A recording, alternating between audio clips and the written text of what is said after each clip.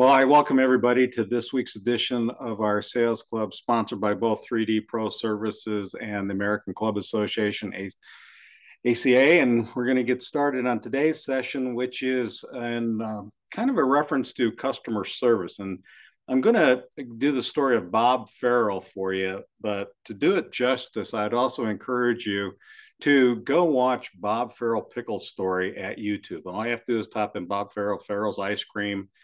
There's the link. It's about a 3-minute, 50-second video about his story, but let me summarize it a little bit for you. Bob Farrell owns Farrell Ice Cream, and they have several different franchise locations across the country. He's actually moved from being the president of that company to really just being a speaker of customer service and customer service wisdom. But the story goes like this. This hamburger shop, ice cream parlor combination that he has always would give people with their sandwich, their hamburger, anything they ordered, gave them a pickle. Well, one day he gets a letter from a patron who says, "Mr. Farrell, I'm really disappointed in your store. I went into your Portland store to have my customary Tuesday hamburger, and when I got my basket, I didn't get a pickle. So I went up to the cashier and I said, 'Hey, I'd like to get a pickle.'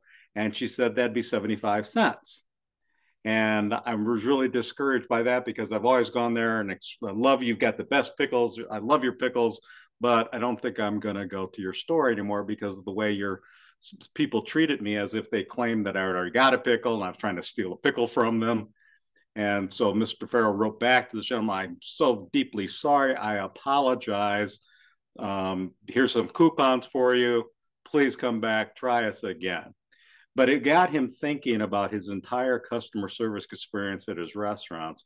And he started his whole campaign with all of his staff is give him a pickle, just give him a pickle. So he's gone through this whole series now of creating what is it in customer service? What pickle do we give them?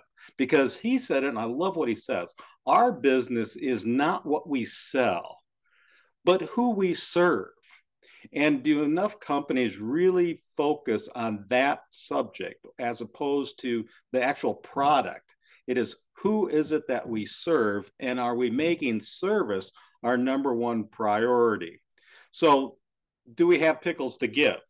And he was doing one of his tours and speeches, and somebody came up and said, "Hey, Mr. Farrell, I really like your story about your pickles, and we give a pickle to all of our customers." And he said, "Well, what do you do?"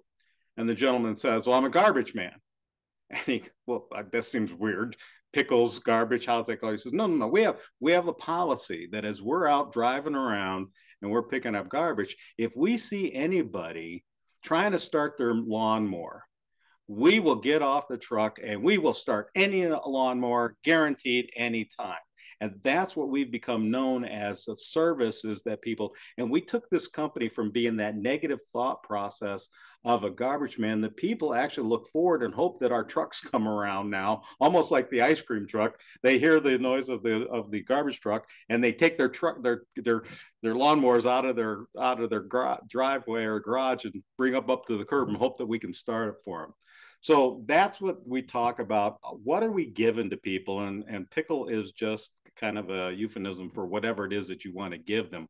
But are we consistently giving something to a customer?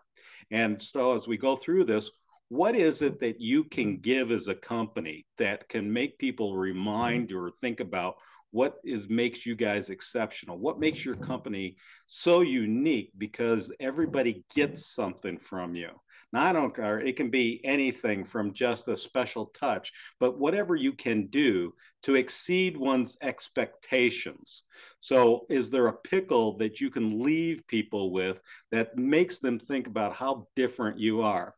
Because I have another phrase that some of you have been through my training here is different is better than better. You know, most of the time, most salespeople are out doing benefits and features. What I mean by that is they say, let's take the feature of my company and convince you why it's a benefit. And we're better than everybody else. And I think what happens, I have another training called Spin Junction where we talk about what management does to people. We hire somebody And first 2 weeks, we put them through product knowledge, and we're teaching them that we got the latest, greatest, most improved. We're better than the competition. And what happens is this new employee thinks, well, this must be important. They just spent 2 weeks spending all this time teaching me about how great this company is. I guess I got to go out and regurgitate it. So the idea is, what I'm trying to say is, what is it that we're doing to these employees? Are we really telling them that we're different than everybody else, or are we better? And I think different is better than better. So what is it you can do that's different so that your customer itself doesn't have to think about whether you're better than the competition? It's that you're just different. And giving them a pickle is something that I wanted you all to think about. So they, Bob Farrell put together 4 different key principles of customer service. The first one obviously is service, then attitude, then consistency of providing that service, and teamwork to deliver it as a company-wide part of your product or service. So again, think about service as your number one priority. And I have a saying, pardon me, are you selling for your reasons or for the customers? And anytime you're selling for your reasons instead of the customers, I would consider you now a hard closer. But I think, if you're the type of person that your salespeople are closing because they have to meet their quota, I've got to make a sale this week because I need to meet my car payment, and you're thinking about the sale from your perspective first, I think you're putting yourself in a bad situation instead of thinking service to the customer is our number one priority.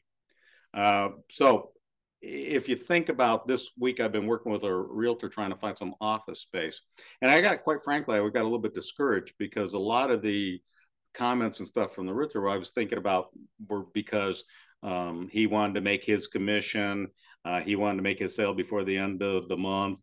A lot of pushing and prodding. And I got the feeling that he was selling for his reasons instead of mine. So always think about that. One of the stories I have is I was training a company that sells turnout equipment to fire departments. They sell the boots, the gear, the heavy jackets, jaws of life. And the owner of the company called me up and says, hey, I heard about you. I want you to teach my guys to sell. And of course, following into my typical pattern, I asked more questions. I said, well, tell me more, help me understand why you'd even need sales training. And he said, well, here's what happened. One of our guys made a mistake and we ordered 80 more pairs of boots than we need. So I just want them to sell these boots. I don't care if they're buying jaws of life. I don't care if they're buying helmets. I want my guys to include a pair of boots so that we get these off the table, or get them off the shelves rather. And I said, well, do they need it? I don't care if they need it or not. We just need to get it off the shelf. And I thought, again, that's going to be difficult because now you're selling for your reasons. When I did train them, I trained the salespeople on this. Hey, when you meet with somebody, just ask a simple question. Suppose I said that we have this, or this extra boot, and we can pass that on to you in a big savings. If we did that, would that be something you'd want to hear about? And then the client's buying it for their reasons instead of you trying to push it for their reasons. So number one, Bob Farrell said, is make service your number one priority. And again, then you start thinking about what is it that your customers expect? They expect you to at least meet expectations. You should strive to exceed their expectations. If the company's entire mission is, our goal is to exceed the expectations, it sets that benchmark, that bar so much higher that now everybody in the company is striving to exceed those expectations. Have that courage to make things right. So I sometimes I get pushback on this slide because people say, well, that whole idea the customer's not always right. Well, remember, even if they are wrong, they will tell others that you're wrong and that they're right. So have the courage to make it right when the client comes to you and says, I didn't get what I expected. Because the customers, if you meet their expectations, they'll like you. If you exceed their expectations, they'll fall in love with you. But if you fail to meet their expectations, they'll hold you beneath contempt and pass that on to other people, especially in this day and age where everybody can put a comment on on the web or Yelp or something like that, we have to be careful about how we make that client feel. And I think you need to think about that old line that, you know, people will forget what you said, people will forget what you did, but they'll never forget how you made them feel. So again, start servicing people. Attitude was the next thing they put up as four. The manner of acting and feeling and thinking that shows one's disposition and opinion is attitude. So again, how you think about the customers, how you're end up going to treat them. So some customers are stupid, and that's the attitude that somebody has. And Bob Farrell put this slide up because he had a story about how he was in one of his stores as a secret shopper, and the waitress that served him just had that, didn't, had a terrible attitude. And when he went up to her later, he said, you seem to have be in a bad mood and bad attitude. I'm Bob Farrell. I'm the owner of this company. What's going on? And she says, well, I just haven't made the money I need to make here. I'm thinking about going somewhere else. And he said, you know what? I can help you if you just give me the next 2 hours. For the next 2 hours, I just want to see a smile. I want to see a smile on your face. And I'll guarantee that if you don't make at least $100 in tips, I'll pay you that $100. And smile, smile, smile, and have that attitude. And as soon as she changed her attitude, now the money starts to came in. But I want you to think about it this way. What really changed? Was it her attitude or was it her behavior? Behavior controls attitude. You can't always control your attitude. You might be in a bad mood or whatever, but you can always control your behavior. So smiling is a behavior that you have that will control not only your attitude, but your customer's attitude. And I don't think we do that enough, and we don't practice it enough, and we don't live that. And the joke I usually do here is, what's the biggest word in the English language? Smiles, because there's a mile between both S's. So it is the biggest word in the English language, smiles. So if you think about it, that's what you need to do to create that attitude. So customer service is really a high calling. So be proud of what you do. Now, those of you that are on the call or listening to this call, and if you're thinking, well, I'm a salesman, we have a customer service department that handles that. You are customer service too. Everything we do, if you touch it, smell it, taste it, walk on it, it has anything to do that touches your customer, it's customer service. And I actually like to use the word customer care, because isn't that what we really do? Don't we want to care about our customers? So again, helping one another and help park that poor attitude at the door. Within the entire company, if you're seeing somebody with that poor attitude, it's important to help that person get past that, because that message can be carried on to somebody else and it affects somebody else too. Consistency, Bob put together, is important to customers. They want to see that consistent behavior and that productivity throughout their customer experience. Their customer experience starts from the moment somebody either reaches out to them, prospects to them, or they call you, all the way through the time that they choose to purchase the product, and then continues as they continue to use your product or service. So consistency throughout that entire customer journey is hugely important. It just can't be at the point of purchase. It has to be throughout the entire process. So give them what they want and what they expect. Teamwork. What you do impacts all those other team members and also then impacts that customer. So are you providing that customer service throughout the entire team? And has the company actually taken time to meet with everybody and have this conversation like we're having today, that how valuable customer service is to the entire customer experience, just not one component of it. So everything we do eventually ends up in front of the customer. So when he starts thinking about, what we can do to make each other look good, it is that team process instead of sales department saying, well, the sales, we're responsible. We brought in the sale. We're more important than customer service. Customer service says, well, you've got nothing to sell if we don't provide a good product or service. We're all hand in hand. None is any more important than the other department. But I want you to start thinking about, again, smarter goals. Remember, customer service goals, as opposed to both sales goals, need to be specific, measurable, attainable, realistic, and time focused. And what I mean by that, if we're going to set a goal and sit there and say, hey, our customer service experience, we're going to be at 91% customer satisfaction. By when? A lot of companies will say that we want to have, customer service at this percentage when we do our customer surveys, but have a goal that, boy, we are going to improve our customer. We're going to take our customer experience from 90% a favorable rating to 95% within 3 months. There has to be a specific time set aside to goals. And we were just Steve was talking about South Carolina before we started the Gamecocks, and Lou Holtz, who coached the South Carolina, he had a favorite line: goals are of no value unless followed by a specific plan of action. Anybody can go write goals, but if you don't have a specific plan of action with specific, measurable, attainable, realistic, and time-focused goals, it is no value to you at all anyway. So our job is to make the customers happy. What are we doing to make customers happy? Give them a pickle. What I mean by that, what is it that we can give somebody? And it doesn't have to be a Chotsky. It could be a freebie. It could be a free introduction to my training program. It could be anything that just makes you different than the customer.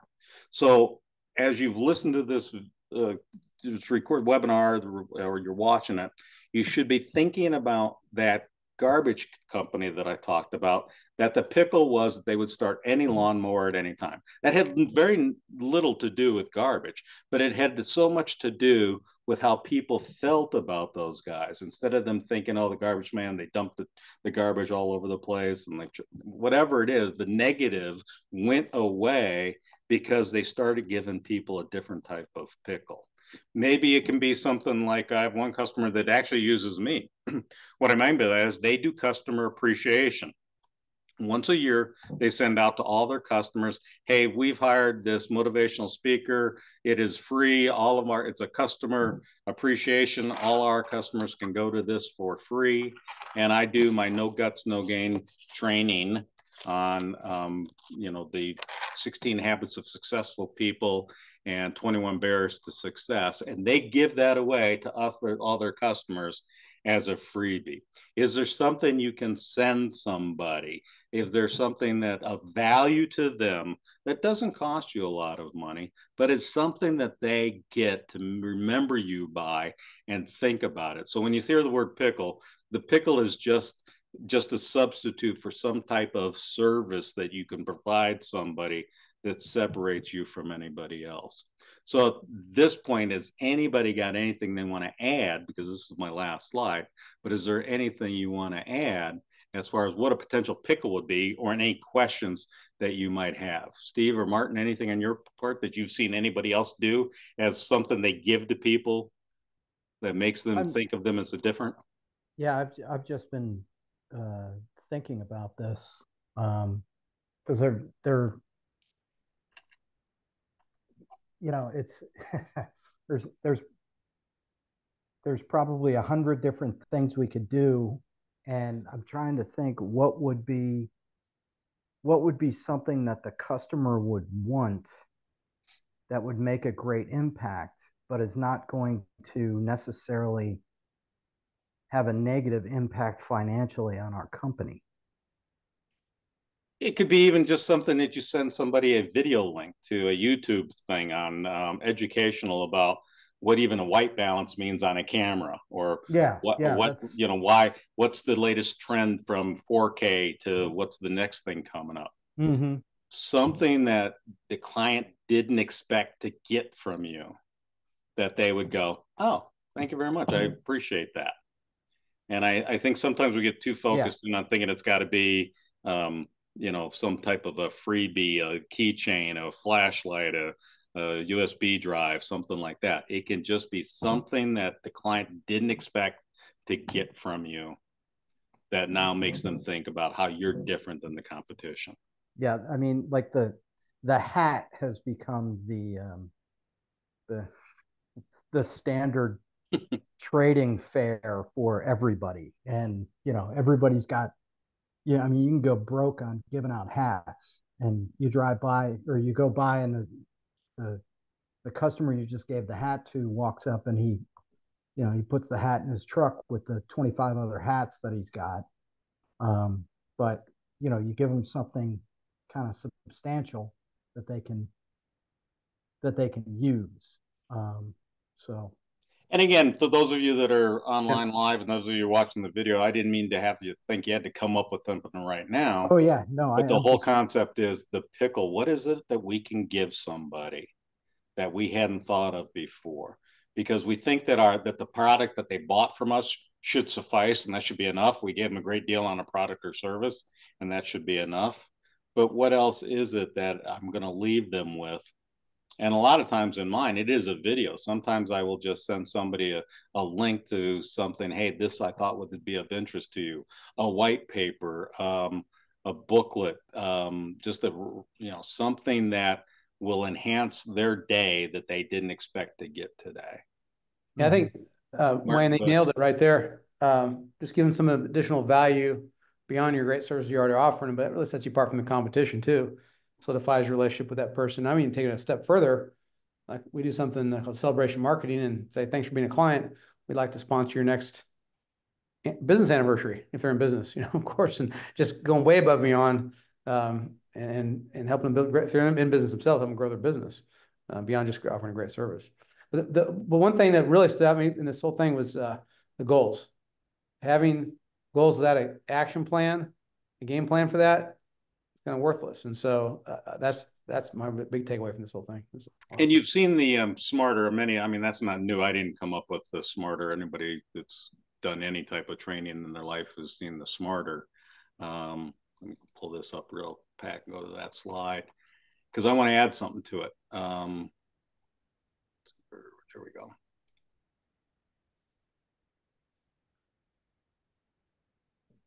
I didn't pull it up. So smart, specific, measurable, attainable, realistic, and time bound. Mm-hmm. And I add smarter. I add enjoyable and rewarding. I love it. So if you think about it, companies all, most goals at company level are handed down and they're from top down, where goals actually should be from bottom up. Because when I work with a lot of sales teams, here's what happens, and Steve will probably attest to this. The company comes up and the board of directors says, we're going to make 20 million this year. And so now that the board decided they're going to bring in 20 million in revenue. And so now they go to the sales manager and says, okay, your goal is to do 20 million. Can you do it? Well, what's the sales manager going to say? Now he walks away, well, we'll do our best. And now he goes back to his sales team and he starts dividing up that 20 million and says, well, Steve, you got a better territory. It's been more established. You should probably do 4 million. And Rex, you're in a new area. So we're only going to expect 2 million from you. And so and then the salesman, so can you do it? And what are the salespeople going to say? No, that sucks. I can't do it. They're going to, well, yeah, we'll do our best. And they walk away. That'll never happen. And because the goals came from the top down, people didn't buy into it, no matter if they were specific, measurable, attainable, whatever, because they didn't have any buy-in. Goals should be from the bottom up. They should be from the participation of everybody in the company to get to the point where we say, this is what I think we can do. And I learned that early from my mentor, Jerry Lewis, when I was doing fundraising. When I was the National Youth Director of several states, Missouri, Oklahoma, Kansas, and I had to raise money, Jerry didn't come to me as an 18-year-old college kid and say, hey, how much money do you think you can raise? What he did is he had workshops and said, this is what this team did. What do you think another could do? If you could do this and you could duplicate that, what kind of volume do you think you could generate? And together we came up with $3 million. So when my goal is to raise $3 million by going to K-State, Manhattan, Lawrence, Kansas, and go to different places like that to get the APO or the Pike fraternity or the Gamma Phi's to put on the fundraising event. I had buy-in to that goal. I didn't go to them and think, boy, they're going to do a dance marathon and they're never going to raise $20 million. It's never going to happen.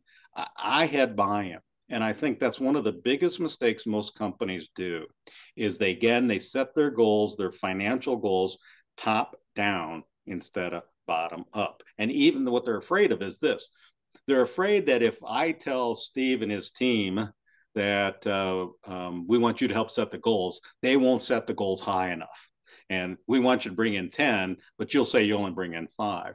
I don't think they put enough confidence in their team that they can work together and say to the sales team, hey, the reason we want to have a $20 million goal is because we want to be able to turn this company into an ESOP, or we want to be able to expand and offer this. What's in it for the sales team if we have these large goals? And again, these goals are important, but giving them a pickle helps people, because most companies realize that over 50% of their sales will come from their existing customers or referrals from their existing customers. We're spending so much time trying to create a lead out of thin air instead of thinking about what Bob Farrell says is, did we do the customer service first so that we can go back to the customers and get repeat business and ask for those loyalty, those trusted, relationships to get a referral. So I think we need to do a better job as companies in setting expectations from our customers, because we exceeded what they expected. Anybody else? Steve, Martin, before I let you guys go? You nailed it. It's right on. Okay. Good stuff. Thank you. All right. I will post this soon and send out to everybody. If there's anybody else you want to send this to or share this with, maybe use this video as one of your own type of pickles. So I'll post it on the YouTube channel and send you guys the link. If you haven't done it, everybody that's listening, make sure you do go to my YouTube channel, Wayne, W-A-Y-N-E, last name D-E-H-N, and you can subscribe, and all of these are posted there, and there's a lot of content you can start using as your own pickle. So, all right, thank you, gentlemen. Appreciate you joining us. You're welcome. Thank you very much. Thank you. Have a great weekend.